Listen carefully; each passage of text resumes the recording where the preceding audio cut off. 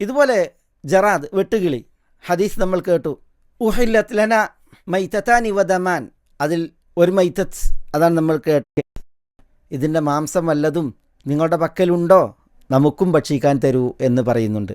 അങ്ങനെ സഹാബികൾ ഫാർസൽന ഇലാ റസൂലില്ലാഹി സല്ലല്ലാഹു അലൈഹി വസല്ലം മിൻഹു ഫഅകലഹു, റസൂൽ സല്ലല്ലാഹു അലൈഹി വസല്ലം തങ്ങൾക്ക് ഞങ്ങൾ ആ മത്സ്യം മാംസം കൊടുത്തയച്ചു, തിരുദൂതർ സല്ലല്ലാഹു അലൈഹി വസല്ലം അത് ഭക്ഷിച്ചു എന്ന് പറയുന്നുണ്ട്. ഇത് ഞാൻ ഉദ്ധരിച്ചത് ശവം മൈത്തത്ത് നിഷിദ്ധമാക്കി, എന്നാൽ മൈത്തത്തിൽ നിന്ന് മത്സ്യം ഒഴിവാണ്. അതിൻ്റെ തെളിവ് അതാണ് ഇത്തരം സംഭവങ്ങളും നമ്മൾ ഉദ്ധരിച്ച നിവേദനവും ഒക്കെ അറിയിക്കുന്നത്. ഇതുപോലെ ജറാദ്, വെട്ടുകിളി, ഹദീസ് നമ്മൾ കേട്ടു.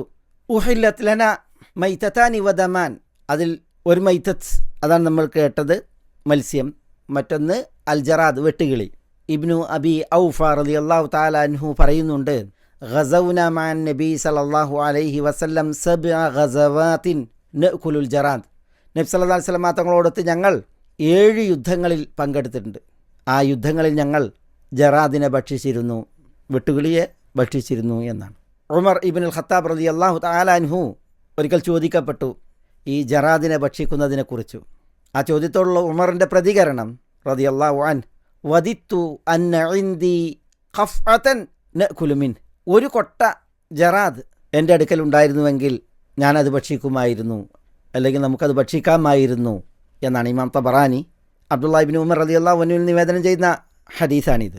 ജറാദ്, അതിൻ്റെ ജീവൻ അത് അറുക്കപ്പെടാതെ തന്നെ പോയിട്ടുണ്ട് എങ്കിൽ അത് ഭക്ഷ്യയോഗ്യമാണ് എന്നാണ് ഇതൊക്കെ അറിയിക്കുന്നത്. മൈത്തത്തിൻ്റെ ഗണത്തിൽ, ഭക്ഷിക്കൽ നിഷിദ്ധമായവയുടെ ഗണത്തിൽ അത് ഉൾപ്പെടുത്തപ്പെടുകയില്ല എന്നാണ്. ഇതുപോലെ മൈത്തത്തിൻ്റെ ഗണത്തിൽ എണ്ണപ്പെടാത്ത മറ്റൊന്ന് മൃഗത്തിൻ്റെ വയറ്റിലിരിക്കുന്ന കിടാവാണ്. ഒരു മൃഗത്തെ അറുത്തു, അതിൻ്റെ വയറ്റിൽ കുട്ടിയുണ്ട് എങ്കിൽ അത് ഭക്ഷ്യയോഗ്യമാണ്. ആ കുട്ടിയെ വേറെ അറുക്കപ്പെടാതെ തന്നെ. അബൂ സഈദിനിൽ ഖുദ്രി റളിയല്ലാഹു അൻഹുവിൽ നിന്നുള്ളൊരു ഹദീസിൽ സഹാബികൾ നബി സല്ലല്ലാഹു അലൈഹി വസല്ലം തങ്ങളോട് ചോദിക്കുന്നുണ്ട്, യാ റസൂലല്ലാഹ് നൻഹറുൻ നാഖത വനദ്ബഹുൽ ബഖറത വശാത്ത്, ഞങ്ങൾ ഒട്ടകത്തെ അറുക്കുന്നു, അതേപോലെ മാടുകളെയും ആടുകളെയും, ഫനജിദു ഫി ബത്നിഹൽ ജനീൻ, ഇവയുടെ വയറ്റിൽ ഞങ്ങൾ കുട്ടികളെ കാണാറുണ്ട്, അനുൽഖീഹി അം നഅകുലു, ആ കുട്ടികളെ ഞങ്ങൾ ഒഴിവാക്കണോ അതല്ല അതിനെ ഞങ്ങൾക്ക് ഭക്ഷിക്കാമോ? അപ്പോൾ റസൂലുള്ളാഹി സ്വല്ലല്ലാഹു അലൈഹി വസല്ലം തങ്ങൾ അതിൽ പ്രതികരിച്ചത്, കുലൂഹു ഇൻ ശിഅ്തും, നിങ്ങൾ ഉദ്ദേശിക്കുന്നുവെങ്കിൽ അത് നിങ്ങൾ ഭക്ഷിച്ചു കൊള്ളുക. ഫഇന്ന ദക്കാത്തഹു ദക്കാത്തു ഉമ്മിഹി, കാരണം ആ വയറ്റിലെ കുട്ടിയെ അറുക്കുന്നത് ദക്കാത്തു ഉമ്മിഹി, അതിൻ്റെ ഉമ്മയെ അറുക്കലാണ്, അതിൻ്റെ തള്ളയെ അറുക്കലാണ്. എന്ന് പറഞ്ഞാൽ തള്ളയെ അറുത്താൽ ആ അറവ് മതിയാകും വയറ്റിലുള്ള കിടാവിനെ ഭക്ഷിക്കുവാൻ എന്ന ആശയത്തിൽ നബി സല്ലല്ലാഹു അലൈഹി വസല്ലം പറഞ്ഞു എന്നാണ്.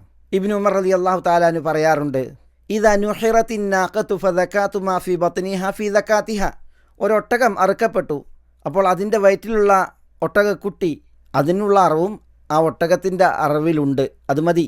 ഇദാ കാന ഖദ് തമ്മ ഖൽഖുഹു വനബത ശഅറുഹു ഫഇദാ ഖറജ മിൻ ബത്നി ഉമ്മിഹി ദുബിഹ ഹത്താ യഖ്റുജ അദ്ദമു മിൻ ജൗഫിഹി.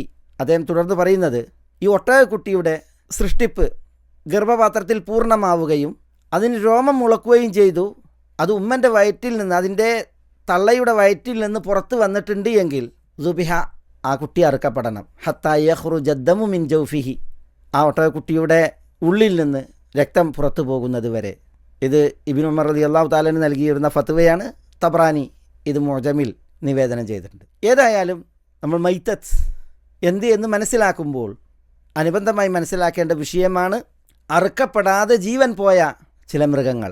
അത് മൈത്തത്തിൻ്റെ ഗണത്തിൽ വരികയില്ല, ജീവൻ പോയാലും അവ ഭക്ഷ്യയോഗ്യമാണ്.